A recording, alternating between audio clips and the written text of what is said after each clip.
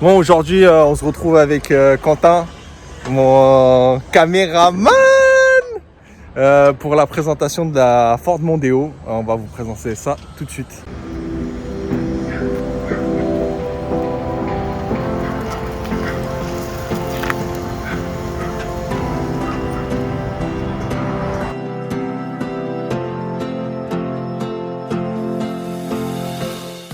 Aujourd'hui, on est là pour vous présenter la Ford Mondeo pour tous les collègues à chaque fois qu'ils se posent des questions sur les forums de qu'est-ce que donne la Ford Mondeo. La Ford Mondeo, elle est là. Là, c'est la finition Vignale avec toutes les options. Phare à LED optique, adaptatif.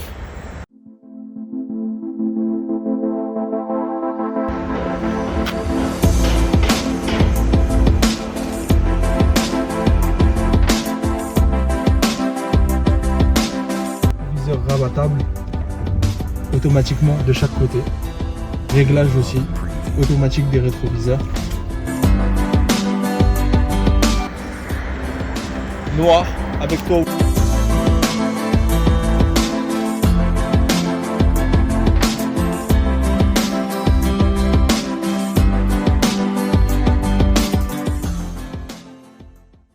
Montrer l'intérieur côté passager. Voilà, comme vous pouvez le voir, le siège est réglé pour ma hauteur. J'ai beaucoup de place aux genoux, je mesure 1m80. J'ai vraiment beaucoup de place. Donc, on va dire pour la clientèle, je pense qu'elle est largement satisfaite. Là, par la suite, on va vous présenter l'intérieur. Voilà, classique, volant réglable. Voilà, volant réglable en profondeur, en hauteur. On va dire sur les options classiques, les boutons, on va dire de lave-glace, clignotant, rien de spécial à ce niveau-là. L'affichage, on va dire très intuitif, avec l'assistant de freinage en ville au cas où contre les collisions. Un petit écran. Bon, là on va vous continuer sur les sièges. Siège avant massant, chauffant, refroidissant, siège troué en cuir, avec réglage électrique, hauteur, devant, derrière, et avec le réglage du dossier.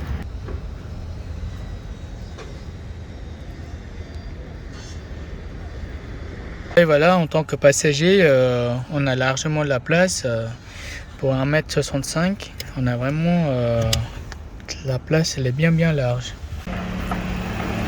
Là, on va ouvrir le capot, on va voir ce qu'il y a sous le capot.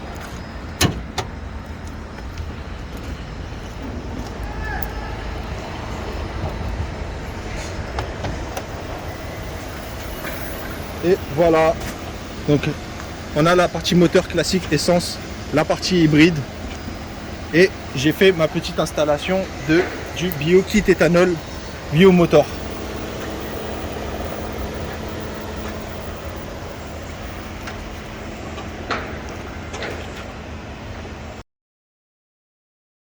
Voilà, là on va vous montrer le coffre. Le seul problème pour les collègues VTC, c'est que le coffre est vraiment petit. Voilà, là la réalité du coffre elle est là, et là c'est le problème à cause de la batterie. C'est vraiment, on va dire, cet espace qui a été mangé à cause de la batterie. En gros, il y a une grosse valise qui peut rentrer et 2 bagages cabine qu'on peut caler au fond et un petit sac à dos. C'est vraiment 390 litres, c'est vraiment dommage à ce niveau-là. Mais bon, ça passe. Alors là, comme vous pouvez le voir en intérieur, je vais juste fermer ta fenêtre, Quentin. Voilà, on a très peu de son de roulement. Franchement, l'intérieur il est vraiment assez calme. Le seul problème au niveau de la conduite, c'est que on va dire quand j'étais à l'essence, je vous le dirai dans la vidéo éthanol, je la trouvais un peu lourdeau, donc je sais pas comment ils appellent ça du roulis ou je sais pas, mais en gros dans les virages à une certaine vitesse elle se tasse.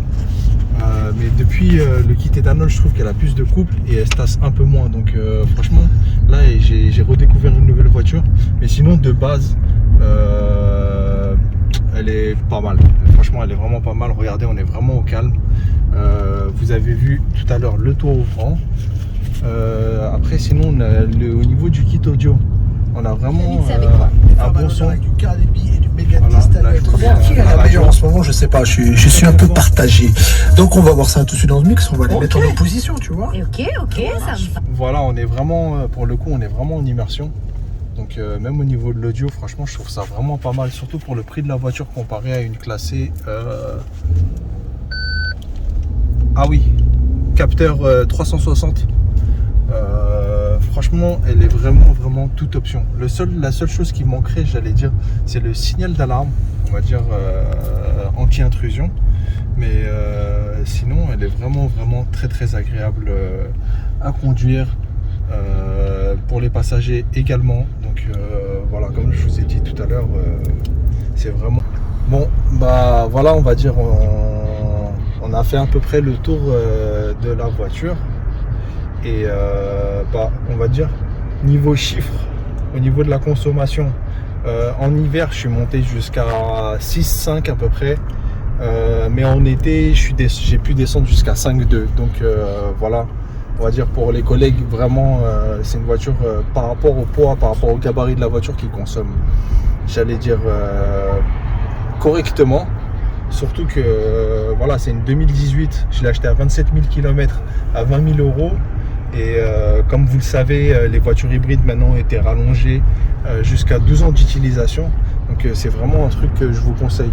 Après, si vous voulez voir plus de détails dans la voiture, il y a plein de vidéos. Je crois qu'il y a un autre gars qui le fait sur YouTube, qui fait la présentation complète. C'est une vidéo d'1h30. Donc moi, c'était vraiment une vidéo brève pour vous dire que niveau chiffres, au niveau rentabilité, c'est très bien. On va dire, ok, c'est pas aussi bien qu'une Prius, mais ça reste très bien, surtout pour le modèle de la voiture, pour la gamme de la voiture et pour le style. Franchement, c'est un très bon compromis. Même comme vous avez vu devant, le tableau de bord totalement cuir. Franchement, vraiment une voiture très satisfaisante. Donc, petit récap vite fait sur la Vignale, qui est un bon point pour les VTC, c'est au niveau du confort. Franchement, au niveau de l'assise conducteur, vous êtes très bien. Vous pourrez rouler des heures, franchement, sans trop vous fatiguer et sans trop avoir mal au dos. Ce qui est très important, on va dire, dans notre métier. Après, vous avez pour les passagers qui sont aussi très confortablement installés, on va dire, c'est une 5 places, donc déjà en plus ils peuvent monter à 3. Il y a vraiment beaucoup de place à l'arrière. Le seul point noir, on va dire, au niveau de l'espace, bah, c'est l'espace du coffre qui est perdu à cause de la batterie.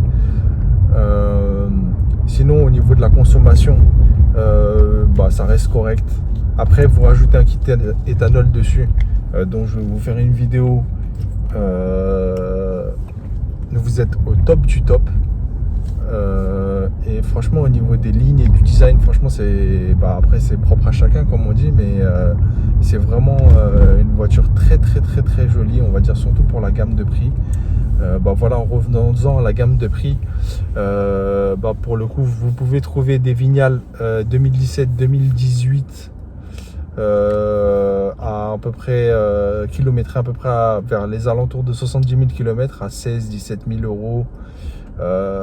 Et si vous descendez en kilomètres, vous augmentez, on va dire, au niveau du tarif. Franchement, je les ai vus en crème, en blanche, en grise, pas sûr en bleu, mais en rouge.